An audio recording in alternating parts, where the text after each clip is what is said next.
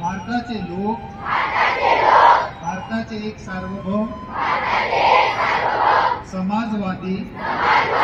धर्मनिरपेक्ष लोकशाही गणराज्य घडविण्याचा व त्याच्या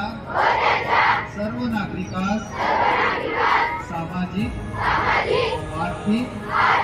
व राजनैतिक न्याय विचार अभिव्यक्ती विश्वास श्रद्धा व उपासना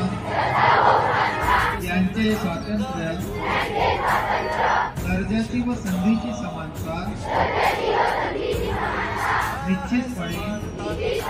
प्राप्त करून देण्याचा आणि त्या सर्वांमध्ये व्यक्तीची प्रतिष्ठा व राष्ट्राची एकता